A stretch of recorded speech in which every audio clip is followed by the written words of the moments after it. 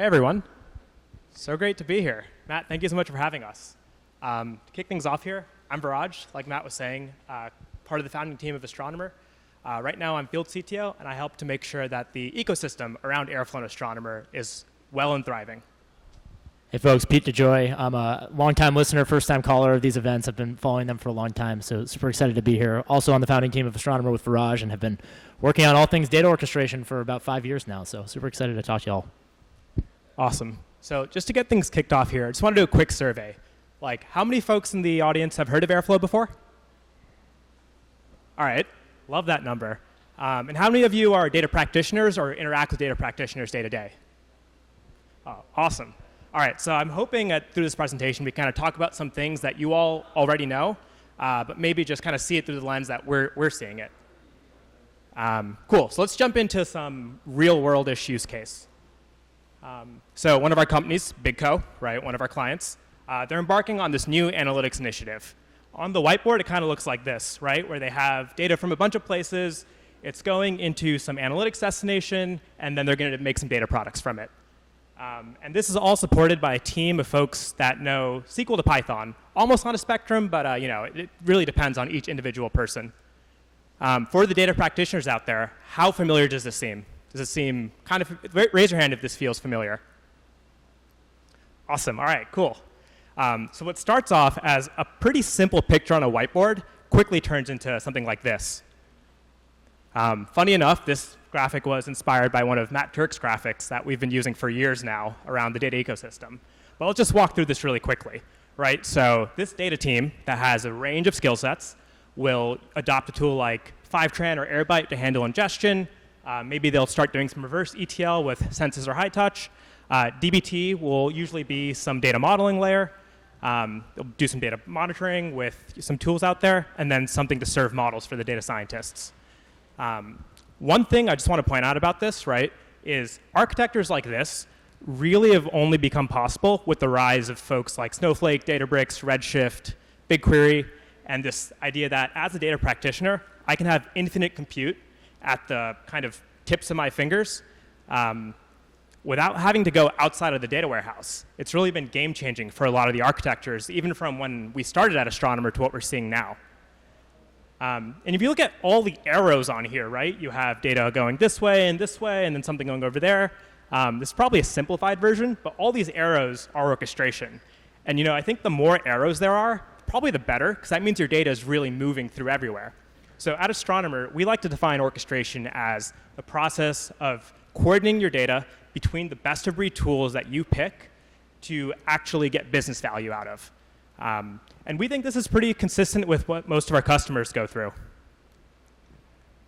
And, a lot of times companies pick Airflow as the center of their orchestration strategy. Airflow was founded in 2014 at Airbnb, and it's an absolutely viral open source project. I think these numbers might be a little out of date because we pulled them last month. Just last week, we actually released Airflow 2.4. Raise your hand if you kind of heard about Airflow 2.4 release.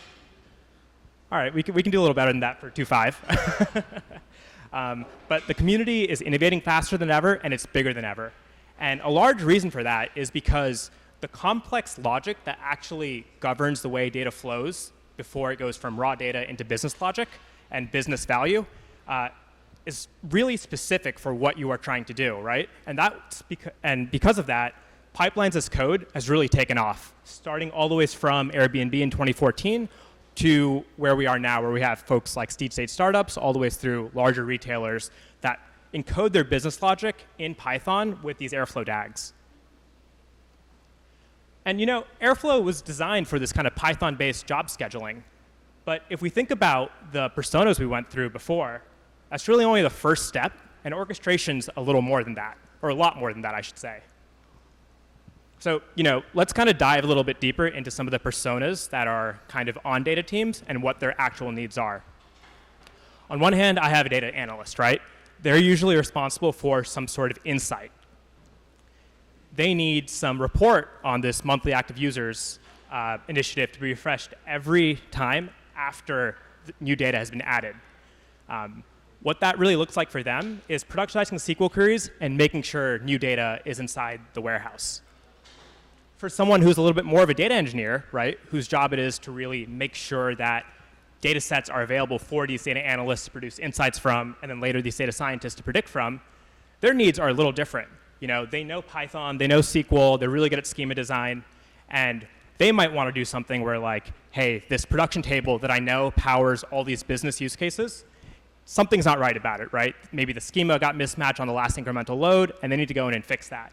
What they really need is some sort of reproducible pipeline and also lineage of upstream tables, because oftentimes a table that's producing business value is several layers removed from the raw data that was loaded inside. And lastly, your data scientists, who, in my opinion, are kind of doing the sexiest work when making business predictions based off of data, their needs are also different. They need to make sure that their model is within some sort of range before serving it to somebody. Oftentimes, they like to work in Notebook, and they need a lot of compute.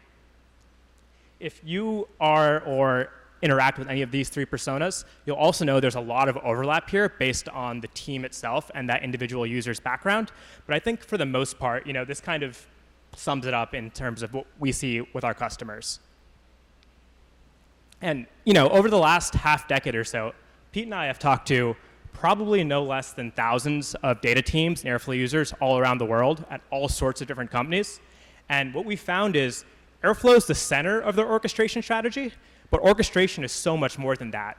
And a lot of times, data teams are tasked with taking this rich open source center and extending it to something that meets the needs of their personas, meets the needs of their use cases, and really meets the needs of the velocity that their data initiative is trying to move at.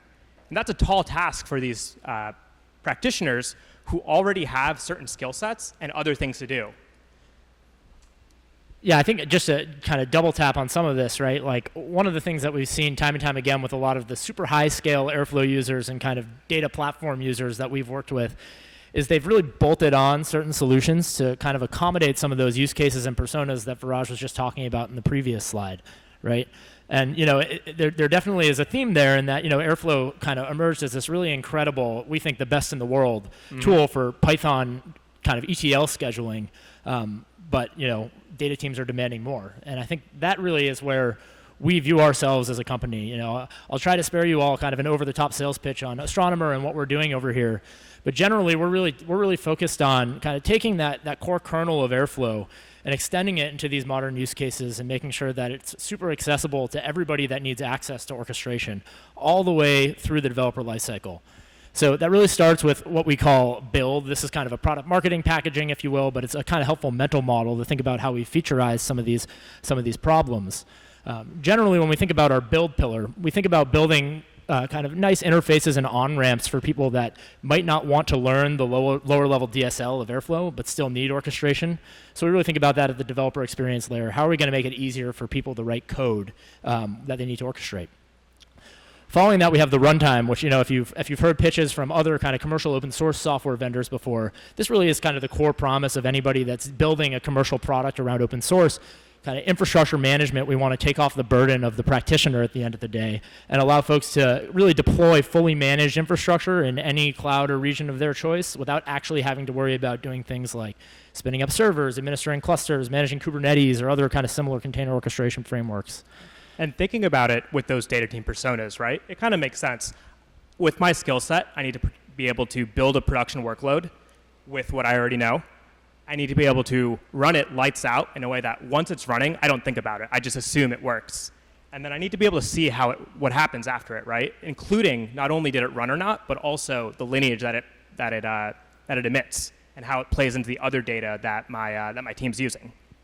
Yeah, totally. I think like when we think about the kind of areas in which we're trying to build a really complete orchestration platform, I think like, we have very good customer evidence and, use cases centered around these real three pillars where we really want to make it easier for people to write code, to run code, and to observe their code kind of post-runtime and during runtime. So without further ado, I'd love to dive into a little product demo for you all. I hope that's okay, and I hope it kind of is at the right level of altitude. Naturally, we were speaking with some folks earlier, and it's always hard for kind of founders to give product demos without showing you every single little feature in the product, so I hope this is at least accessible for everyone.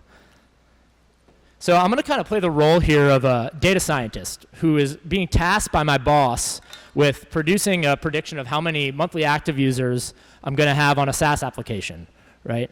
So it's like, okay, I know how to write some SQL in Python. I know that I need a dashboard showing me how many monthly active users we can expect to have over the next 3, 6, 12, 24 months that refreshes on a timely basis. So it really is a scheduled kind of orchestration need.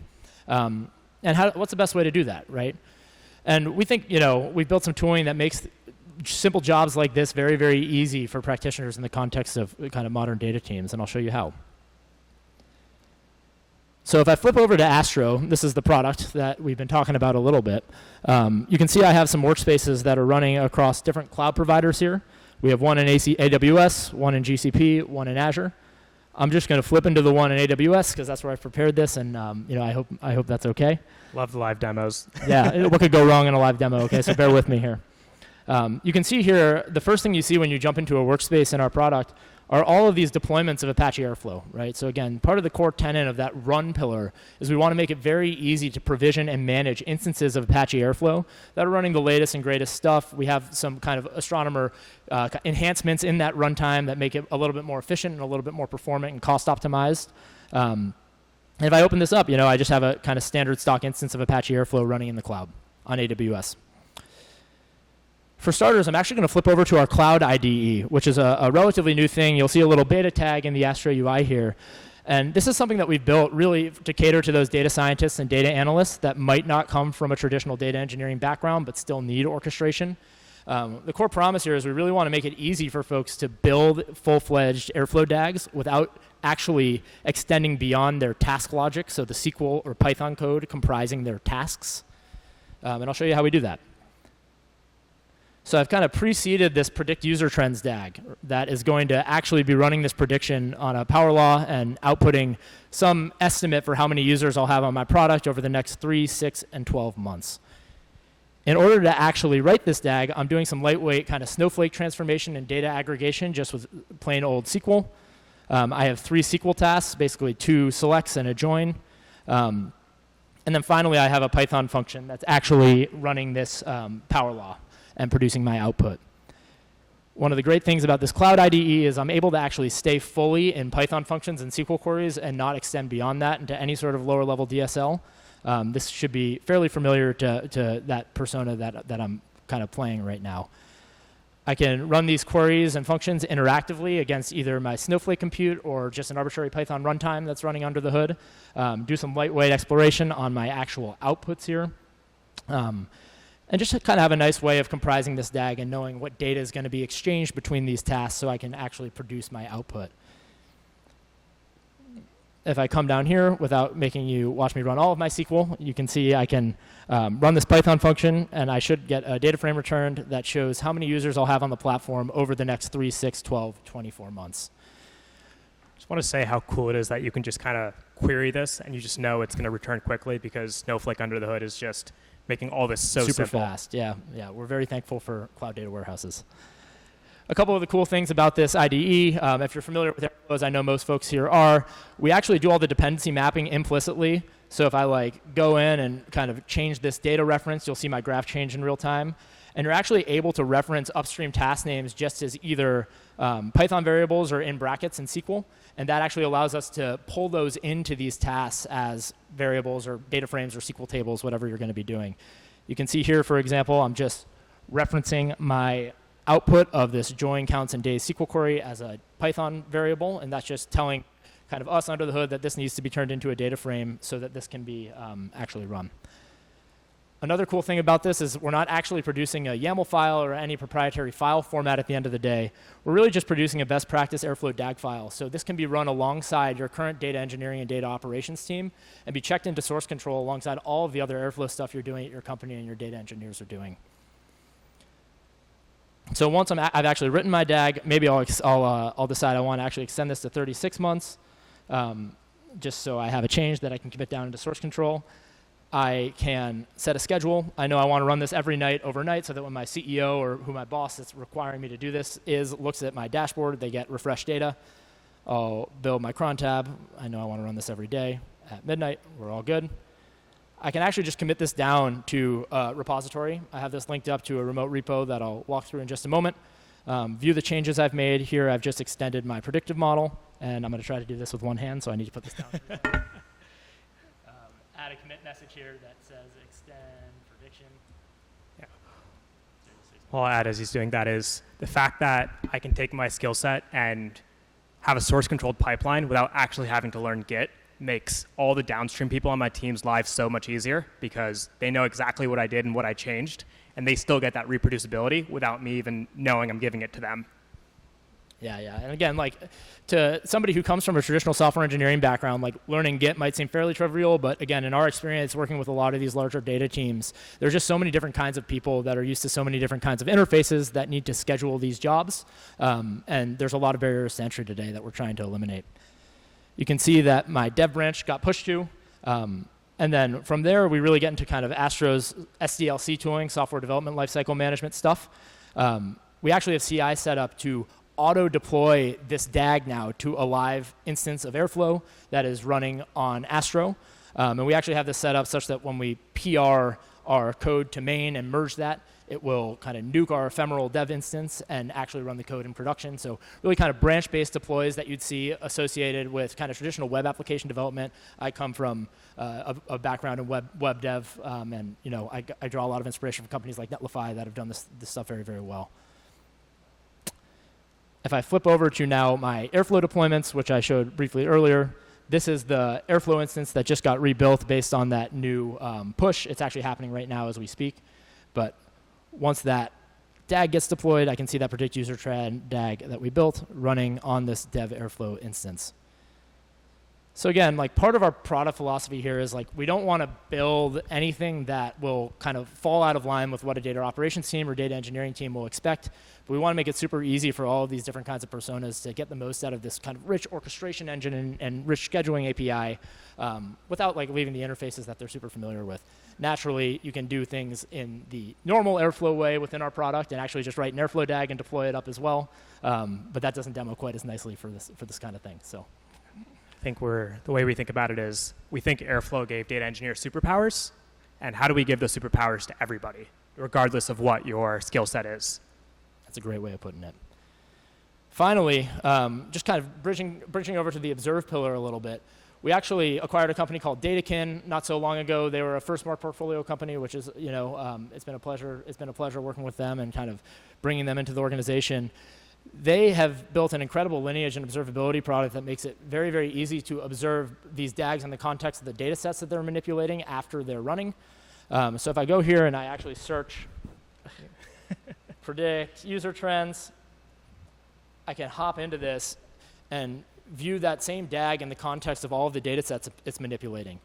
So I can see both my tasks, i.e. those SQL queries and Python functions I just ran, predict user trends, and I can introspect the tables that they're actually producing in my Snowflake instance under the hood. So like this is really nice for traceability and governance, right? Like if something goes wrong upstream or downstream, it's really a nice way to debug and know what the actual effects, first and second order effects of any sort of outage is going to be. You want to add anything to the observability stuff? I think you got it all. Awesome. I just think that as a data engineer, if you have to actually go ahead and maintain a pipeline, being able to see the actual data manipulated really increases your productivity. Yeah, so I hope that wasn't too quick of a fly through of the product. I know it's a lot to cover, and it's hard to determine what the right altitude is for these kinds of things often. But generally, I hope that gives you somewhat of an idea of kind of the areas we're investing in to help solve those problems that Viraj outlaid earlier.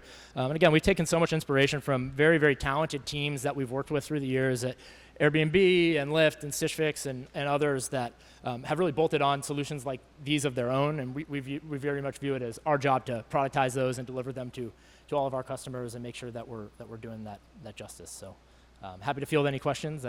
Yeah. Oh, wait, we have one more thing. Sorry. My marketing team's going to yell at me if we don't do this. We have an event next week, Astro Days. We're going to be walking through a lot of this stuff in more depth. It's free. It has a lot of kind of the Astronomer founding and executive team there giving some presentations. Julian, who's in the audience, is going to be doing a 90-minute hands-on workshop on the Astro Cloud IDE I just showed, producing an actual DAG. So if you have folks on your teams or if you yourself want to pop by, we'd love to have you.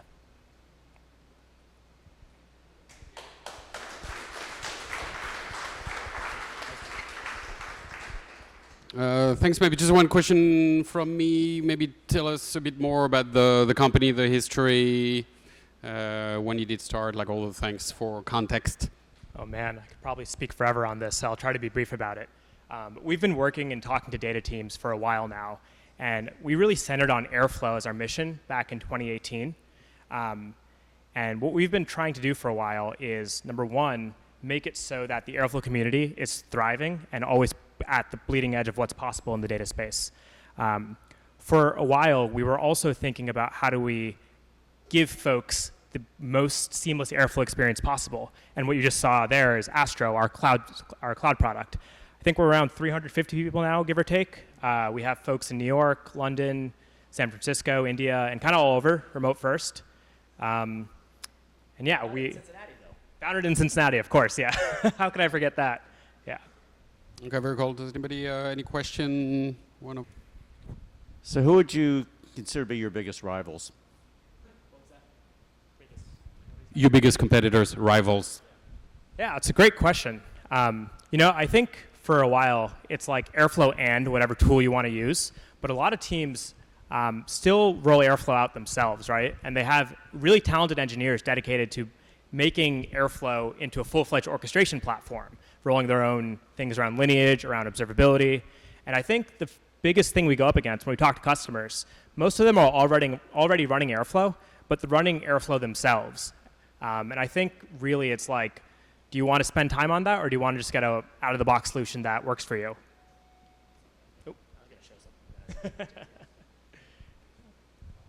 I think like the cloud, it's worth also mentioning like the major public clouds that have managed Airflow services as well. We see quite a lot of adoption of Amazon's MWAA service and Google's Cloud Composer service, and I think like that really is the first order threat we see at the moment.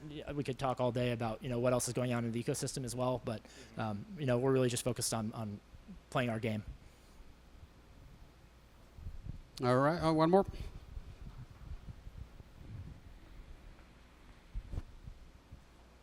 Thanks a lot for the presentation. It was awesome. Just in terms of the workflow, when you committed the code, was there a backend process that was responsible for building the AMI and pushing it out to AWS, or like in terms of CI, continuous integration? Oh, yeah. For doing the deployment? Yeah, exactly. Yep. You did a commit, and then you were able to demonstrate that the latest commit was pushed to AWS. That's just a part of CI/CD, or is it like something else? Yeah, it's all CI driven. All of our stuff is really API driven. So, we have a Python, like a CLI client that allows you to just run those deployments. You can do it from any process that you'd like. Thanks a lot. Yeah. All right. Well, that's a wrap for this talk. Thank you so much. Yeah. Thanks, folks.